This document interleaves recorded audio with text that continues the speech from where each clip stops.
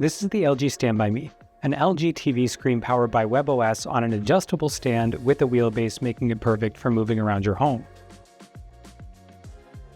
Over my time with this product, I've come to realize that it's really great for very specific needs and then misses the mark on a couple of others. It's sort of like this is an experimental product that LG made with a specific user base in mind, or just added a lot of features with no clear direction in mind. So from that perspective, let's talk about what it does, who it's for, and specific use cases around that, and then where it actually falls short.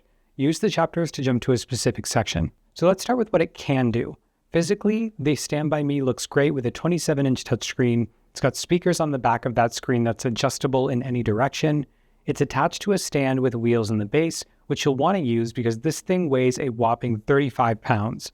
And I'm assuming a lot of that weight has to do with the battery in here, which lasts about 3 hours and takes 4 hours to charge. Now why? That battery is powering a 27-inch 1080p touchscreen, which has a refresh rate of 60 Hz, a matte finish which helps when viewing in daylight, and it's also able to rotate into portrait mode, raise and lower, swivel left and right and front to back to adapt to whatever you're doing. It's clear here that LG was building a lifestyle product to adapt to any scenario, which really lets you use this thing in whatever way that you want. And with that, there's a bunch of different ways to control this thing. It comes with the LG remote, which is not motion controlled like some of their remotes for their TVs, but it is great for simple navigation when watching LG channels or other media apps. Then there's controls on the back of the device for power and volume. Then there's also the touchscreen, which either works perfectly on stock apps or on some select apps doesn't work at all. And then it leads to this sort of on-screen remote. It's a little bit bizarre, but more on that later. On the back, there's also ports for USB media or an HDMI to hook up anything that you want. And then there's also an NFC tag, which you can configure to do a number of actions just by tapping your phone and then using the LG app. So by now you might sort of get what the tech is, but you don't really understand how it works or what it's actually for. Fair. So this is a rollable smart touchscreen. That vague description is taken right from LG, among others like Best Buy that call it a smart TV. It's sort of an in-between of all of those descriptions. It kind of does a little more than just a standard LG TV, but less than what you would expect from, say, a tablet or another touchscreen device. So first, it's a screen powered by LG's WebOS. Here you have all of your apps. You have access to settings and search, your LG dashboard, a screensaver option, a mobile device widget, all of your different inputs. Pretty standard stuff for WebOS. Now second, it's an entertainment device, and with that, it's going to come preloaded with some popular entertainment apps like Netflix, Amazon Prime, Disney, Apple TV, and even the built-in LG Channels app. And that's going to have a TV guide and live channels for you to watch, with even more apps depending on what region that you're in. Now, surprisingly, most of these apps don't actually work with the touchscreen at all. You've got Apple TV that just flat out can't use the touchscreen, and it makes you use the remote, or it pulls up an on-screen remote, which is unexpected, not that useful. And even if you can use the touchscreen, on some of the apps, it is really laggy to accept that input, and I find that the remote is actually a much better experience anyway. What's actually weirder is that like other apps like YouTube actually work really well with the touchscreen, which makes me think that the developers of other third-party apps just aren't doing anything to optimize the touchscreen here. And like, come on, Apple, your Apple TV app works on a bunch of different touchscreens of a bunch of different sizes. You can't tell me that this can't work with a touchscreen. But that touchscreen is going to be much better suited to our third point, which is gaming. The StanbyME comes with 4 games pre-installed that are built to work well with this screen. Animal Hit, which is a game where you try to guess the right animals and the order of those animals. There's Card Match, which is a simple card matching game. Nothing too crazy there. There's Hidden Catch, which is a spot the difference sort of game. Then there's a classic chess game. And all of these games have multiplayer split screen built in, which is perfect for the casual gamer. There's also a browser app, which feels a little slow, but it's good enough for casual browsing. There's also an app store, by the way, which is worth mentioning. It isn't the Play Store. It is LG's own WebOS app store. It's got some headlines, but most other apps, aside from the ones that come pre-installed, aren't very in-depth and not a very substantial reason to buy the StanbyME, in my opinion. I actually didn't use any of them for a long period of time. Instead, the apps that are actually built in here are the ones that are going to be for the casual user, and for that, this works great. If you're a power user, you are going to be reaching more for your computer, your tablet, or a TV screen. This kind of does just the base level of what any of those could do. Third, it's an LG screen, and with that, you're going to get a very integrated experience. In the home dashboard, you're going to see all of your connected LG products and then their status.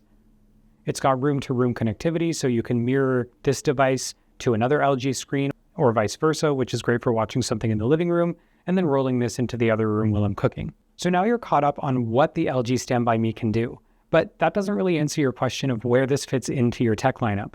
In a world where you have so many devices in your home, from smart TVs to monitors and laptops to iPads to phones, it's hard to understand where this actually fits in. It's similar to all of those things, sure, but somehow in its own product category as well. And if you're in the market for an entertainment device that you can move around your home, why wouldn't you just opt for an iPad or a tablet on a stand? Something like that. See, an iPad at a similar price point can have a much better resolution display, better refresh rate, more responsive touchscreen, many more supported apps, potentially better integration with your existing products depending on what you're using. So where does the StanbyME become a better option? Well, if you have a small place like a condo, this could be perfect for having one device to replace your TV and then shifts around with you. It could be a TV in the living room, move it into the dining room, in the corner just casting audio as an accent piece, in the kitchen used for recipes, in your home gym instructing your workout. It's also great for people who are big on content sharing if you do a lot of casting from your screen. It's also really great for corporate events to display a banner or a survey or product info. And although, sure, it's less portable than an iPad, it's 30 pounds less minimum, it's still portable enough to move around your house and still enjoy a much larger screen than another tablet would get you. So where does this thing miss the mark? Using this thing as a TV with the remote works great. As an entertainment device, this makes a lot of sense. Even playing the select few built-in games works awesome. But other than that, I found that the StanbyME tries to do a lot of things and doesn't really master any of them. So here's 6 problems that I have with the StanbyME. You can cast your phone screen to this thing, but it doesn't take advantage of the touchscreen. This isn't LG's fault, as AirPlay doesn't really allow you to control the iOS device that's casting, but regardless of fault, it limits the way that you can interact with this device if it's really just for mirroring. It's actually more useful to AirPlay a Mac, where you can extend as a second display and then continue to control it through your Mac. Next, there's a limited selection of apps, and the ones that are supported aren't very in-depth and aren't fully supported. It's not the full Play Store, and it has select WebOS apps. I primarily just used the stock apps it came with and didn't stray too far outside of that. Next, touchscreen doesn't work in all apps, and this includes the stock ones that it comes with. I really expected everything to take full advantage of that touchscreen, but instead, when touching the screen in some apps, that remote pops up from the side, and then on some apps that do work with the touchscreen, the scrolling just isn't as intuitive, or it's delayed, which again I thought was system-wide. Then I found some apps actually worked really well with it, so that does come down to the developer and the optimization.